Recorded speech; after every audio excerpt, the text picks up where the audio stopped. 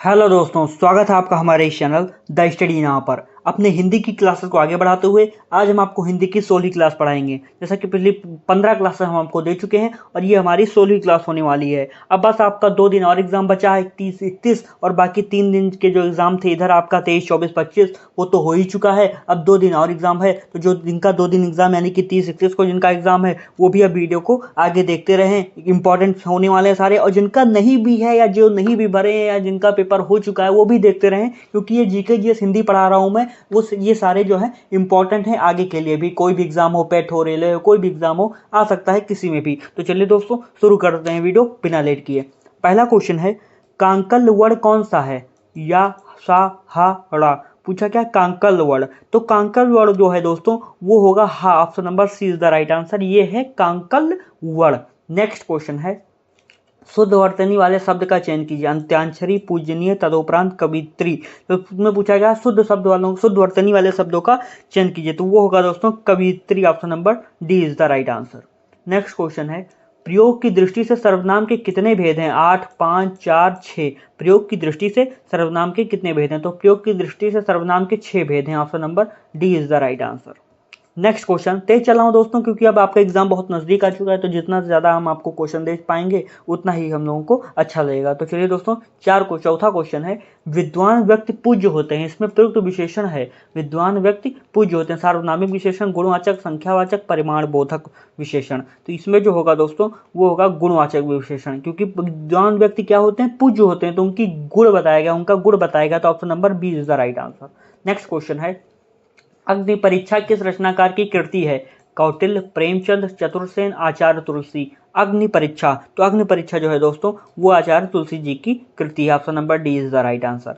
Next question है, वह काम नहीं करता, वाक्य में अव्यय पद है। वह काम नहीं करता, अब उसमें पूछा गया वाक्य में अव्यय पद है, क्या है? वह है, काम है, नहीं है, करता है, क्या है? तो इसमें पूछा गया जो अव्यय पद होगा दोस्तों इसमें होगा वह। Option number A is the right answer. ये जो है अव्यय पद है। नेक्स्ट क्वेश्चन है, परिमाणवाचक क्रिया विशेषण अव्यय क्या है? क्षण भर, निसंदेह, अनियंत्र, अत्यंत। यानी कि परिमाणवाचक क्रिया विशेषण, तो ये है दोस्तों परिमाणवाचक क्रिया विशेषण अत्यंत है। Option number D is the right answer. ये क्या है? परिमाणवाचक क्रिया विशेषण अव्यय है। नेक्स्ट क्वेश्चन है, रासो चरित्र काव्य है और उसकी रासक शैली में थी, यह कथन है, किसका कथन है? पूछा गया रासो चरित्र काव्य है और उसकी रासक शैली में थी। आचार्य हजारी प्रसाद द्विवेदी जी का कथन है कि आचार्य चतुर्सेन शास्त्री जी का कथन है कि आचार्य रामचंद्र शुक्ल का कथन है कि आचार्य क्षति मोहन सेन का कथन है? ये कथन है दोस्तों ऑप्शन नंबर ए, आचार्य हजारी प्रसाद द्विवेदी जी का कथन है। Option number A is the right answer. Next question है, दिए गए 4 विकल्प में से कौन सा शब्द पुल्लिंग है? पूछा गया सुबह, मिर्ची, जीरा, दृष्टि। इसमें से जो है चार को ऑप्शन दिए हुए हैं, जिसमें से 3 स्त्रीलिंग शब्द है और एक पूछा गया है पुल्लिंग शब्द। तो पूछा गया इसमें से कौन सा शब्द पुल्लिंग है? तो सुबह दोस्तों, मिर्ची और जीरा, दृष्टि, इसमें से जो है दोस्तों जीरा एक पुल्लिंग शब्द है। Option number C is the right answer. Next question है, विग्रह की दृष्टि से दिए गए विकल्पों में से कौन सा विकल्प अनुचित है? वन में वास, देश पर निकाला, चंद्र का प्रकाश, जल की धारा। उसमें पूछा गया कौन सा विकल्प अनुचित है? पूछा गया वन में वास, देश पर निकाला, चंद्र का प्रकाश, जल की धारा। तो देखें दोस्तों इसमें जो अनुचित लग रहा है वो हमको लग रहा है देश में निकाला, यानी कि देश में निकाला ही होगा। देश में निकाला, ऑप्शन नंबर बी ये अनुचित है। वन में वास भी सही है, चंद्र का प्रकाश भी सही है, जल की धारा भी सही है, लेकिन जो है देश पर निकाला, देश से निकाला होगा तो ज़्यादा बेटर होता। देश से निकाला, option number B is the right answer. Next question है, निम्नलिखित में से कौन सा वाक्य पूर्ण भूतकाल का उदाहरण है? वह गए, वह खा रहे हैं, वह आए थे, वह सोकर उठे हैं।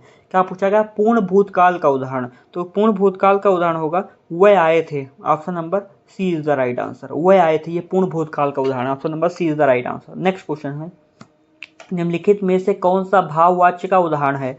मैंने पुस्तक पढ़ी, पुस्तक पढ़ी जाती है, आम खाया जाता है, धूप में चला नहीं जाता। पूछा गया निम्नलिखित में से कौन सा भाववाच्य का उदाहरण है? तो भाववाच्य का जो उदाहरण है दोस्तों वो होगा धूप में चला नहीं जाता। एक प्रकार का भाव है कि यार धूप में अब चला नहीं जाता, तो option number D is the right answer. ये एक भाववाच्य का उदाहरण है। नेक्स्ट क्वेश्चन है, अगहन का तत्सम रूप क्या है? अगहन एक तद्भव शब्द है, इसमें तत्सम रूप पूछा गया अग्रहायण, अगहन, आग्रहण, आग्रसन। तो इसमें पूछा गया अगहन, तो अगहन का जो होगा दोस्तों अग्रहायण। Option number A is the right answer. इसका जो है तत्सम रूप होगा। नेक्स्ट क्वेश्चन है, उपसर्ग क्या होता है? उपसर्ग का प्रयोग होता है शब्द के आदि में, शब्द के मध्य में, शब्द के अंत में, शब्द इनमें से कोई नहीं। तो उपसर्ग का प्रयोग आप लोग जानते हैं दोस्तों शब्द के आदि में होता है। Option number A is the right answer.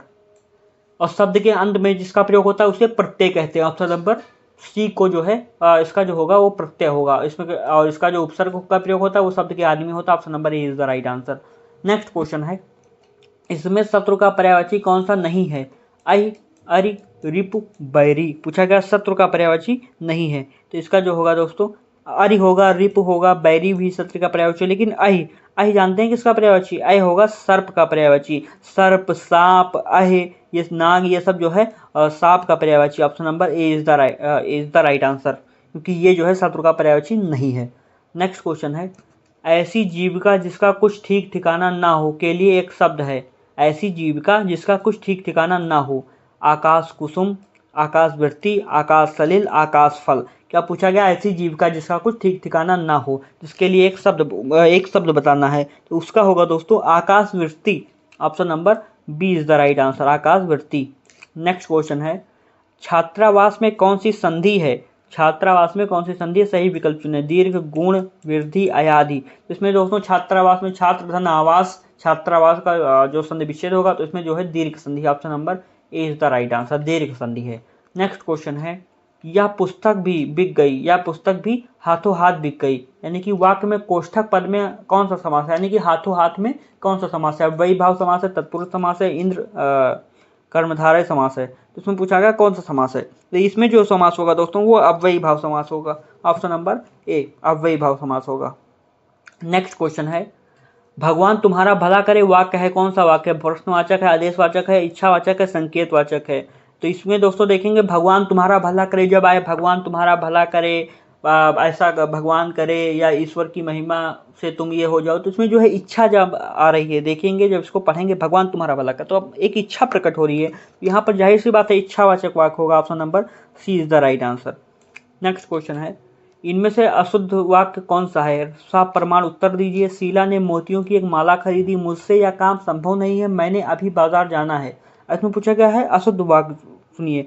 साफ प्रमाण उत्तर दीजिए, ये भी एक प्रकार से सही है, साफ प्रमाण उत्तर दीजिए। लेकिन इसमें पूछा गया है शीला ने मोतियों की एक माला खरीदी, मुझसे यह काम संभव नहीं है, मैंने अभी बाजार जाना है। तो इसमें दोस्तों आप देखेंगे जो गलत लग रहा है वो लग रहा है ऑप्शन नंबर डी, मैंने अभी बाजार जाना है। यहाँ होता है कि मुझे अभी बाजार जाना है, ठीक है, या मैं अभी मुझको अभी बाजार जाना है, तब ठीक होता है। लेकिन मैंने अभी बाजार जाना है, ये एक अशुद्ध वाक्य। Option number D is the right answer.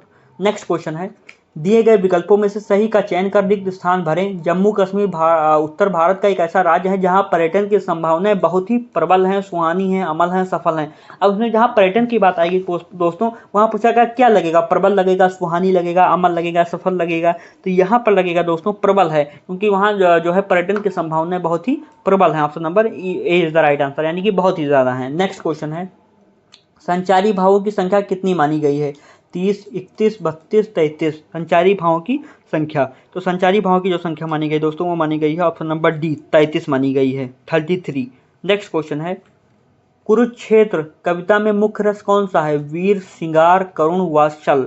Kurukshetra, अब देखिए दोस्तों नाम ही है कुरुक्षेत्र, और कुरुक्षेत्र जानते हैं महाभारत जहाँ लड़ी गई थी उस भूमि को कुरुक्षेत्र कहा जाता है, उस जगह को कुरुक्षेत्र कहा जाता है। तो वहाँ वीरता का ही प्रतीक है, तो वहाँ वीर रस ही होगा। कुरुक्षेत्र कविता में रस कौन सा है? तो वो वीर रस होगा। Option number A is the right answer.